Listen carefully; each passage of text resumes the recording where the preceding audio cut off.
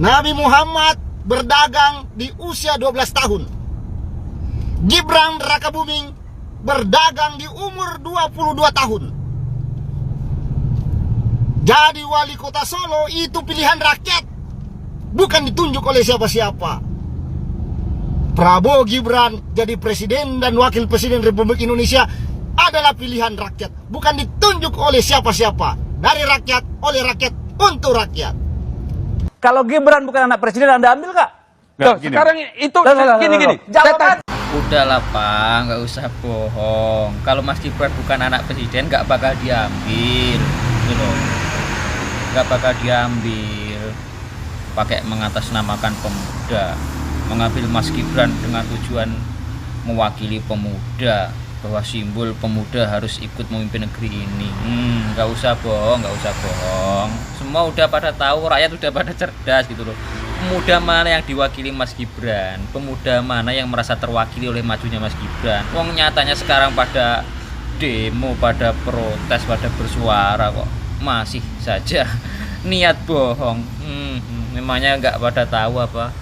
Pak, yang nggak cerdas. Apakah masih ada yang mendukung Prabowo Subianto sementara beliau menghalalkan dan memperbolehkan politik dinasti? Dan mempertanyakan politik dinasti salahnya di mana? Kita bingung ya, jawabnya gimana? Menjawab sesuatu yang pertanyaannya sudah salah. Ini republik, ini negara republik, bukan kerajaan. Dan cawapres Bapak yang bernama Gibran Rakabuming Raka itu melalui jalur yang salah, Pak. Ya kan? Sampai mengubah syarat capres dan cawapres. Dan MK pun atau Majelis Kehormatan Mahkamah Konstitusi sudah menetapkan bahwa Anwar Usman sebagai ketua yang menangani kasus tersebut itu melakukan pelanggaran berat sampai harus diberhentikan. So, gimana nih? Cawapres yang melalui jalur yang salah itu masih dipilih. Dan Prabowo Subianto, gimana tuh food estate-nya, Pak? Yang diberi sanksi hanya Anwar Usman, ini sama saja kesalahannya ditemukan tapi tujuan nggak apa-apa, tujuannya tetap tercapai, yaitu Gibran menjadi cawapres. Nah, inilah yang dirasa oleh publik tidak memenuhi rasa keadilan pastinya ya, karena bukan itu tujuannya. Ya meskipun hakim yang melanggar kode etik memang harus diberi sanksi, tetapi substansi dari putusan itu juga harus ditinjau ya. Ini yang diharapkan ya. Salah satunya oleh Denny Indrayana yang mengatakan putusan Mahkamah Konstitusi harusnya bisa dibatalkan meskipun ada final dan binding tadi, karena Denny Indrayana dan banyak pihak sebelumnya sudah memberi peringatan ya, karena sudah memberikan masukan dari awal bahwa ini akan mengandung konflik of interest atau konflik kepentingan ya, tapi tetap saja dilakukan sehingga ini dianggap suatu kesengajaan. Di saat yang lain sedang menjelek-jelekkan Pak Prabowo, ya, apa itu nama buzzernya yang ketik lalat itu, aku nggak tahu namanya, tapi dia menjelekkan Pak Prabowo aja tiap hari. Di saat pihak-pihak lain sedang berusaha untuk menggerus elektabilitas Pak Prabowo, di saat itu pula lah Pak Prabowo kirim bantuan ke Palestina pakai uangnya sendiri sebesar 5 miliar. Apa nggak makin pening orang tuh? Orang tuh berusaha menggibah, mencari-cari kesalahan Pak Prabowo.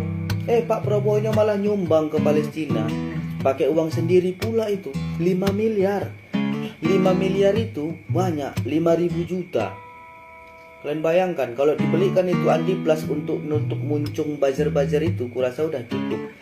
Tapi Pak Prabowo nggak kayak gitu, ya kan? Biarkan orang lain menggibahnya, tapi dia tetap bekerja sesuai dengan kemampuannya. 5 miliar cuy, 5 miliar. Ya kalau aku bilang, aku sarankan hari itu kalau bisa kasih aja 1 miliar untuk yang muncungnya ribut-ribut ini pindah jadi sama Pak Prabowo semuanya ini. Ini cuman cakap-cakap karena supaya nyari toke baru aja nih biar dibayar sama capres yang lain. Pokoknya tetap Prabowo Gibran, oke? Hai netizen, selamat pagi semua. Salam sehat, salam bahagia, salam waras. Ya, betapa berjasanya seorang Megawati bagi beberapa figur. Ya, contohnya SBY. Bapak Susilo Bambang Yudhoyono pada waktu Megawati menjadi presiden, SBY itu Menko Polkam. Dan pada satu ketika ada rapat kabinet yang diadakan Megawati, SBY tidak diundang. Begitu. Dan kemudian momentum ini dipakai oleh SBY sebagai seakan-akan menjadi orang yang terjolimi oleh Megawati dan Taufik Kemas. Karena Taufik Kemas mengatakan satu kata-kata sakti seperti anak kecil saja katanya. Pakai lapor-lapor media begitu. Kenapa nggak tanya langsung aja? Kira-kira gitulah maksudnya. Taufik Kemas. Dan kemudian viral dan SBY memanfaatkan momentum itu mendirikan Partai Demokrat dan kemudian jadi presiden 2 periode. Jadi kita bisa katakan betapa berjasanya Megawati dan Taufik Kemas bagi SBY. Nah sekarang di era Jokowi 2 periode, ya karena diusung Megawati selain partai-partai yang lain tentunya. Begitu. Di 2014, 2019.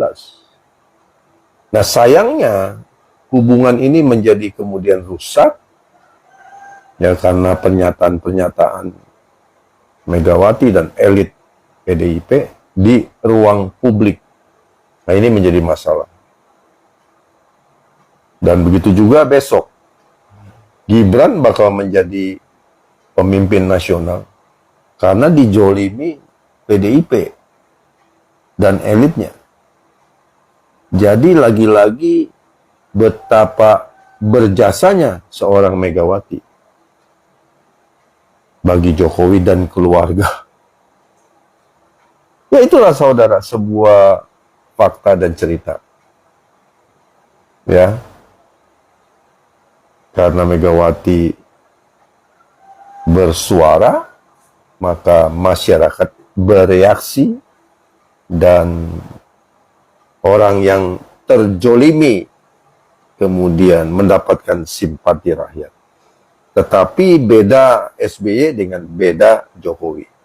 Nah, Jokowi di akhir masa jabatannya ini approving rate-nya masih tinggi, di atas 70%. Dan ini menurut saya tidak menguntungkan bagi PDIP kalau PDIP masih terus mendiskreditkan Jokowi. Ya. Terakhir saya melihat podcastnya Hasto. Ya, pernyataan Hasto sambil menangis. Ya kan? Nah, apakah ini akan memicu masyarakat yang ibah terhadap PDIP? Tetapi sayangnya kemungkinan itu tidak terjadi. Kenapa? Karena Hasto sebelum menangis di podcast, dia sudah membuat pernyataan-pernyataan yang sangat bertolak belakang dengan kenyataan. Contohnya pernyataan pengkhianat, 3 periode, politik dinasti yang notabene sekarang masyarakat tahu. Begitu. Jadi harapan akan mendapatkan simpati masyarakat kepada PDIP itu tidak terjadi. Nah itulah saudara. Drama Korea yang kita lihat di perpolitikan Indonesia. Oke, God bless you, all the best. Saya nggak ngerti ya sama pola pikir dari Bapak ini, ya saya mohon maaf. Karena begini ya, kalau mau mencari pihak mana yang dizolimi, pihak mana yang menjadi korban ya, itu seharusnya Bapak menyatakan bahwa pihak yang dizolimi dalam hal ini adalah Partai PDIP, orang-orang sebagai pendukung relawan Pak Jokowi. Nah, itu baru tepat. Tapi ketika malah Bapak sebaliknya, nah ini yang membuat saya tidak masuk akal, ya. Justru Partai PDIP yang ditinggalkan, justru Partai PDIP yang dikhianati setelah 10 tahun bersama, membesarkan Pak Jokowi, membesarkan anaknya, lalu membesarkan juga menantunya. Namun di akhir-akhir jabatan kemudian diperlakukan seperti ini, ya. Nah, itu kalau Bapak mau merenungi, flashback lagi, ya. Yang menzolimi dan dizolimi itu harusnya Bapak bisa menempatkan itu dengan baik. Justru menurut saya agak sangat lucu ketika Bapak membuatkan keputusan untuk memilih figur itu berdasarkan dari kelakuan orang-orang di partai. Ya, kalau begitu Bapak masuk saja menjadi salah satu anggota partai. Karena kalau bukan sebagai anggota partai, kita sebenarnya independen, Pak, ya. Kita tidak pusing mau di partai itu dinamikanya seperti apa. Karena semua partai tidak ada yang suci, tidak ada yang bersih, ya. Pasti ada plus minusnya. Hanya saja mental petarung itu daripada mental pecundang, ya. Lebih baik mental petarung ada di Partai PDIP, ya. Dan terbukti sudah menghasilkan banyak sekali orang-orang hebat, banyak sekali figur-figur besar yang sudah menjadi pemimpin bagi bangsa dan negara kita. Saran saya untuk Bapak, lebih bagusnya atau lebih bijaknya ketika Bapak memilih pemimpin, ya, nggak usah dilihat dari partainya, ya, karena semua partai ada plus minus, tapi lihatlah figurnya atau sosoknya, ya. Jangan sampai, mohon maaf nih, ya, misalnya di figur lain ada mengusungkan anak SD untuk menjadi presiden ataupun wakil presiden. Lalu kemudian karena Bapak emosi dengan partai yang lain, Bapak terpaksa mendukung anak SD tersebut. Nah, ini logika dan perasaan itu harus sejalan, guys, ya. Jangan hanya salah satu saja, hanya emosi saja, hanya perasaan saja. Wajar Partai PDIP bereaksi seperti itu. Wajar para kader atau para elitnya emosional. Soalnya selama ini sudah membangun hubungan kekeluargaan. Tapi itu menjadi urusan internal partai, guys, ya. Bagi saya, bagi kita semua rakyat Indonesia, kita lihat untuk kepentingan bangsa dan negara kita, ya. Kita fokus pada figurnya, pada sosoknya yang punya kapasitas, punya pengalaman. Ibu Mega kalau hanya memikirkan partainya, hanya memikirkan keluarganya, dia pasti memilih Ibu Puan ataukah memilih yang dari garis keturunannya, entah ponakannya ataukah entah adiknya atau keluarganya untuk menjadi presiden, ya. Bukan Mas Ganjar apalagi Pak Mahfud, ya. Begitu pula sebelumnya, ya, dia mengorbankan dirinya demi memilih Pak Jokowi, ya. Jadi jangan terlalu menjelekan, ya, menarasikan yang negatif seakan-akan Ibu Mega ini adalah orang jahat gitu, guys, ya. Saya semalam agak sedikit kaget sempat menonton salah satu narasumber survei yang mengatakan bahwa ada 7 survei, 6 diantaranya memenangkan Prabowo Subianto. Dan bahkan yang lebih heboh lagi, dia berani memastikan bahwa Prabowo Subianto untuk Pilpres tahun 2024 dia pastikan akan menang. Mantap. Dan mudah-mudahan apa yang disampaikan oleh almarhum ulama karismatik kita, yaitu Gus Dur, bahwa Prabowo Subianto akan menjadi seorang presiden di umur yang sudah tua. Beliau, Pak Prabowo, betul sudah tua, jiwanya masih muda, dan mudah-mudahan apa yang disampaikan oleh ulama karismatik almarhum Gus Dur dikabulkan oleh Allah Subhanahu wa Ta'ala. Prabowo Subianto, manusia sejarah, luar biasa. Bravo. Apa komentar teman-teman semua? 3 nama calon presiden 2024 versi Mandarin. Yang pertama adalah Prabowo. Mandarinnya Phulapuowo. Phulapuowo. Bayangkan ya, kalau kamu lagi sapa orang dan memanggilnya dengan cara seperti ini. Hai, Phulapuowo, lagi ngapain? Udah makan belum? Oh, Phulapuowo, kamu itu mantap gitu. Yang kedua adalah Ganjar, Mandarinnya adalah Kancar. Kancar, ini keren sekali, Kancar. Bayangkan lu lagi sapa temanmu yang namanya Kancar. Hey Kancar, lagi ngapain? Wah Kancar, Kancar. Keren banget ya nama Ganjar di bahasa Mandarin gitu. Yang ketiga adalah Anies, Mandarinnya adalah Anis. Anis gitu. Jadi dari ketiga calon presiden 2024, lu pada suka yang mana? Ada yang pertama, Prabowo. Yang kedua, Kancar. Yang ketiga adalah Anies. Lu paling suka yang mana? Kalau presiden sekarang, Jokowi, Mandarinnya Jokowi. Jokowi. Keren juga. Kalau saya sih lebih bagus yang Anies. Kembali pertanyaan seperti pertanyaan Pak Faisal, apa terobosan konkret yang akan Bapak lakukan jika Bapak terpilih untuk memberdayakan potensi anak bangsa, perempuan dan pemuda? Kalau kemudian kita mau melibatkan, oke, ketimpangan itu korbannya biasanya pada anak dan perempuan, terjadi pengangguran, dan bagaimana menyelesaikan itu. Semua yang pengen bekerja, pilihannya ada dua. Anda mau jadi pegawai atau Anda jadi pengusaha. Sebenarnya dalam konteks merdeka belajar hari ini bagus banget. Tapi masih belum lepas. Saya menawarkan pada perguruan tinggi, saya undang, mahasiswamu itu daripada 1 semester di situ suruh praktek aja. Boleh ke perusahaan, boleh ke kantor saya. Pernah terjadi waktu itu dari Visipol UGM. Dia datang, kau pengen jadi apa? Saya pengen jadi jurnalis Pak. Saya pengen jadi ASN Pak. Saya pengen melihat aja Pak. Ya udah praktek aja. Dekannya ngizinkan, dan kemudian dia praktek magang di saya. Sayang pada saat ujian saya tidak disuruh nguji. Mestinya saya ikut nguji dong. Nah ujiannya akhirnya paper, tapi oke. Itu dilakukan. Tapi mereka bisa learning by doing dan mengerti. Maka saya dorong mereka, kenapa Anda tidak menjadi entrepreneur?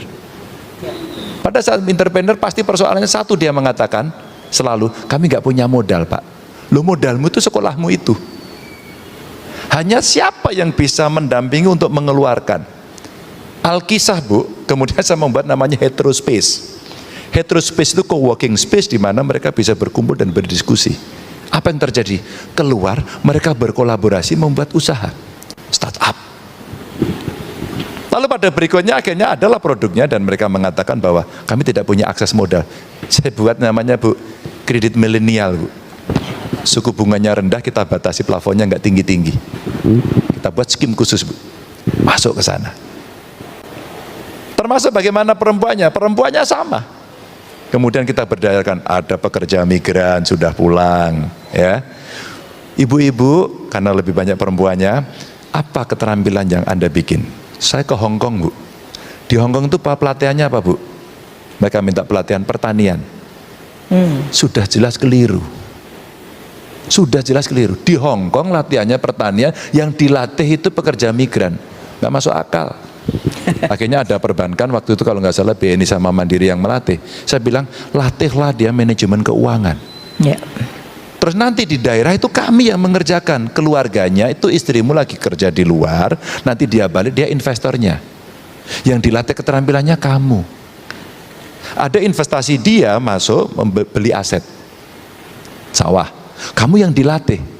Nanti dia pulang dengan modal yang dia miliki akan bekerja dan kamu sudah saya latih. Nah beberapa produk mereka kita yang beli off takernya pemerintah Bu. Jadi demand side lagi dia. Yang harus dilakukan oleh pemerintah ya. Mencari dan juga menjadi demand juga. Ya dan kita kemudian dengan demand side itu didorong. Jadi ekonomi kreatif dan pengusaha itu ruang terbesar untuk pemuda Bu. Maka kita ajak, hai anak muda, kenapa saya bikin kreatif hub tadi Bu? Kami punya ada di Semarang, di Solo. Ini contoh aja yang konkret. Baik, Pak.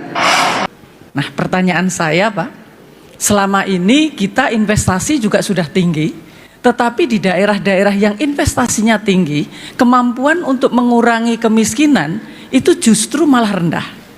Kemampuan untuk menciptakan lapangan kerja juga rendah. Nah jadi apa yang akan Bapak lakukan? Apakah dalam pengentasan kemiskinan, orang miskin itu tidak lagi menjadi objek dalam pembangunan ekonomi, tetapi juga subjek yang ikut di dalam menyelesaikan masalah.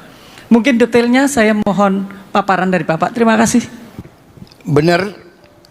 Jadi kalau saya ya dan tim saya, kita ingin cari solusi yang cepat.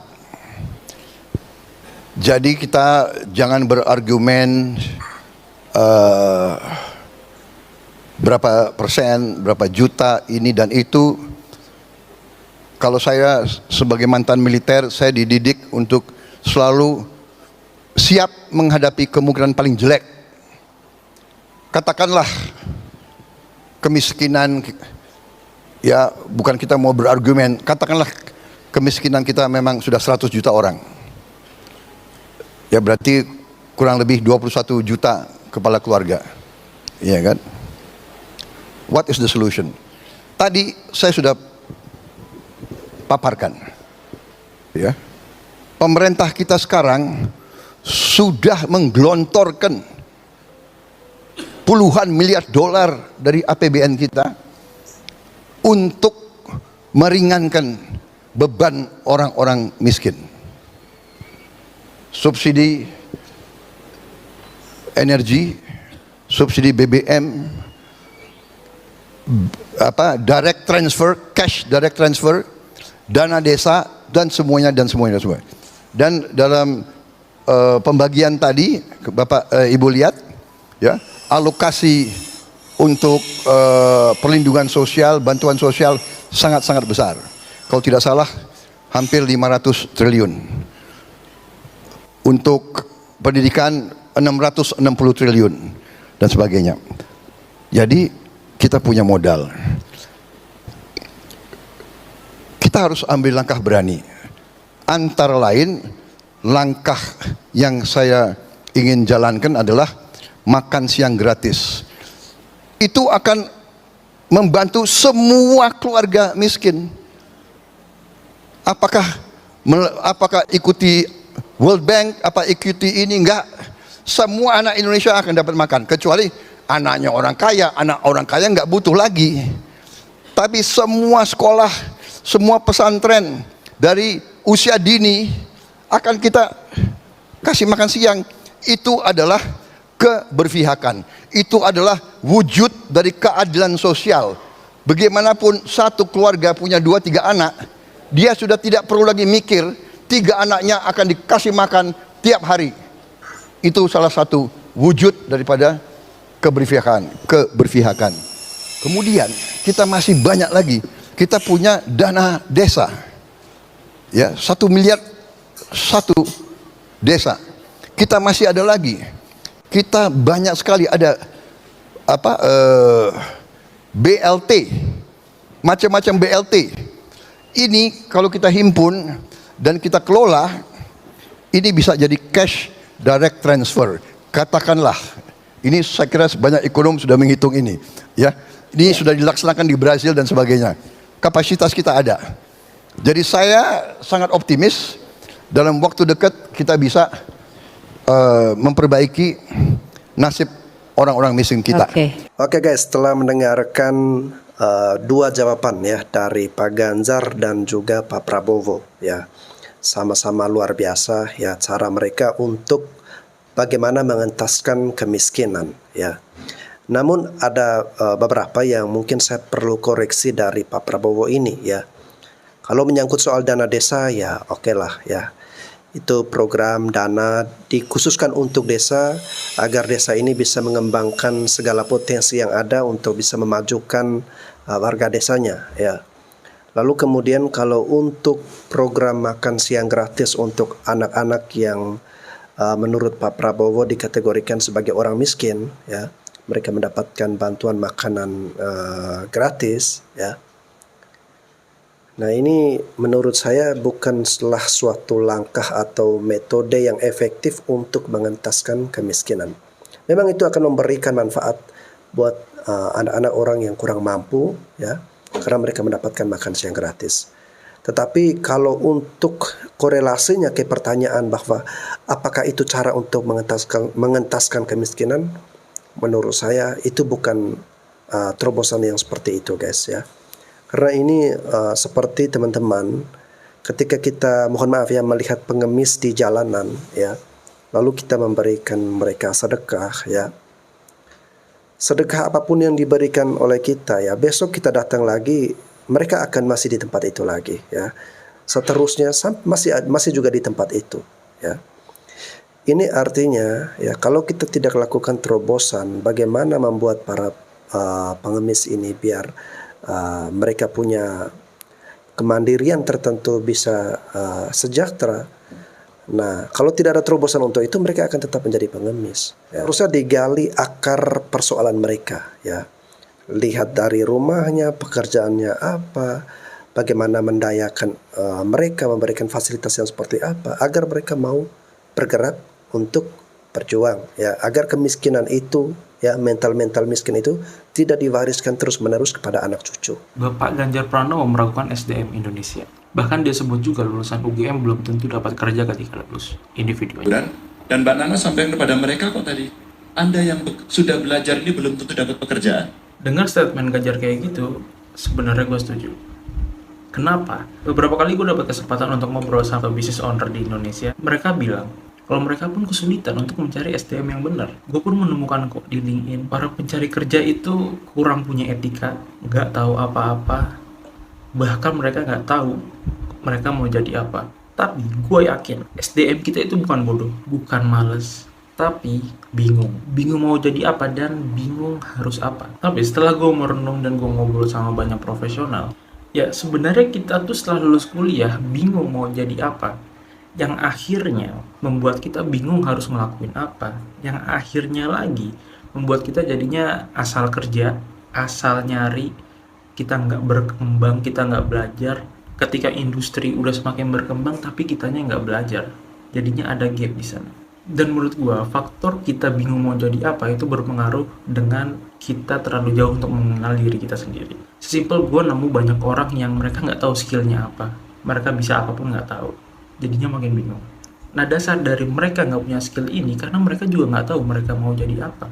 Gini, ketika lu tahu mau jadi apa, nanti lu tahu harus ngapain, lu tahu harus belajar apa, lu tahu harus merencanakan apa untuk menggapai impian lu. Ini penting banget, karena ini berhubungan dengan pekerjaan, karir, dan sisa hidup kita. Oke, biar lebih detail lagi, gue mau ngajak lu ngobrol lebih dalam lagi di nongkrong online talk yang gue buat soal gimana dapet dream job pakai LinkedIn berdasarkan trial and error gue selama 3 tahun, dan lu nggak perlu ngelakuin kesalahan yang sama. Sejauh ini udah banyak yang daftar, kuota juga terbatas, dan promo 35.000 juga udah banyak yang pakai. Langsung aja daftar, klik link di bio. See you tanggal 26 September. Sekarang relawan-relawan Jokowi atau pendukung Jokowi mulai sadar dan mengetahui siapa sebenarnya sosok Mas Prabowo Subianto yang sebenarnya. Baik itu relawan-relawan dari Partai Solidaritas Indonesia atau relawan-relawan Jokowi yang lain atau Projo, dulu menyerang, mengolok-olok, menghina. Sekarang baru mereka merasakan betapa Mas Prabowo Subianto itu orangnya sangat humanis, humble, setia kawan, juga memiliki jiwa patriotik dan nasionalisme. Coba lihat betapa Budiman Sujatmiko sekarang pun sudah sadar. Agung Gumelar saja sudah sadar. Wiranto sudah sadar. Dulu para relawan Jokowi, para pendukung Jokowi mengolok-olok, menyerang pribadinya Mas Prabowo Subianto. Begitu juga saya sebagai jurkamnya dia juga diserang, diolok-olok, dibikin video-video aneh, diserang dengan identitas-identitas, misalnya oleh Seward. Tapi kan saya dan Prabowo Subianto tidak pernah menanggapi dan tidak pernah mau membalas. Nah, karena saya menganggap relawan Jokowi, pendukung Jokowi, ya atau projo, mereka adalah saudara-saudara saya, saudara-saudara setanah air dan sebangsa. Kalau saya membalas sama dengan apa yang diperlakukan kepada saya akan seperti mereka. Tapi karena saya sayang, saya mencintai saudara-saudara saya setanah air dan sebangsa, saya diledek apapun, saya dihina apapun ketika menjadi jurkamnya Prabowo, saya dijelek-jelekin, saya difitnah, saya tidak pernah mau membalasnya. Karena itulah yang diajarkan oleh Prabowo kepada saya, ya, untuk diam dan tidak perlu membalas. Karena mereka adalah saudara-saudara kita, saudara setanah air kita. Nah, sekaranglah para lawan Jokowi, para pendukung Jokowi sudah sadar. Nah, sekarang saatnya lah kalian mendukung Prabowo dalam Pilpres ini bersama Gibran, putranya Pak Jokowi. Ya, walaupun saya hari ini sudah tidak ada lagi di atmosfer politik nasional Indonesia. Selamat bertarung, selamat mengadu gagasan, mengadu visi. Jangan lagi ada mengadu kebencian atau mengadu fitnah-fitnahan. Ya, cukup 2019. Pilpres 2024 harus kita jalani dengan kegembiraan, dengan persaudaraan, dengan persatuan dan kesatuan. Biarlah olok-olokan itu atau hina-hinaan itu atau cercaan-cercaan itu hanya untuk saya dan tidak lagi untuk Prabowo. Terima kasih. Bang Arief Puyono yang saat ini dengan yang dulu tentu berbeda ya. Kalau sekarang Abang Arief ini sudah lebih objektif ya dalam memberikan pernyataan, tidak terkesan tendensius guys ya. Oke, sebagai pendukung dari Pak Ganjar dan juga Pak Mahfud ya, tentu saya tidak akan bosan untuk mengajak para pemirsa ya, para penonton channel YouTube setia dari channel Bastan Sebo. Mari kita sama-sama tetap kompak, pergandengan tangan, dukung terus ya, jangan patah semangat. Mari kita terus membakar semangat dalam diri kita, maju terus seperti yang dikatakan oleh Pak Ganjar, tetap semangat untuk terus mendukung Pak Ganjar dan juga Pak Mahfud MD ya. Tapi kita tetap harus menjaga situasi ya, tetap menghormati, menghargai pasangan yang lain ya, dan hindari hal-hal yang dapat menimbulkan kontak fisik ataupun menimbulkan keributan-keributan yang tidak perlu guys ya. Mending kita ribut di media sosial, tapi ributnya itu adalah adu argumentasi ya, adu data, saling menunjukkan siapa yang terbaik dari ketiga pasangan capres ini. Karena memang harus seperti itu guys ya. Kita harus membuatkan perbedaan-perbedaan di antara ketiganya untuk kita tentukan. Karena semua siapapun itu yang menjadi presiden ataupun wakil presiden, dia bukan ketika dia terpilih nanti bukan hanya untuk dia dan keluarganya atau golongannya. Dia tetap menjadi presiden Indonesia dari Sabang sampai Merauke. Dan segala macam keputusan, kebijakan yang dia ambil tentu akan berdampak bagi kita semua sebagai bangsa Indonesia. Oleh karena itu tentu kita tidak ingin salah-salah nasib bangsa kita ini diberikan atau dipercayakan kepada orang-orang yang belum saatnya ya, belum punya kapasitas dan pengalaman. Oke guys, terima kasih, sampai jumpa lagi.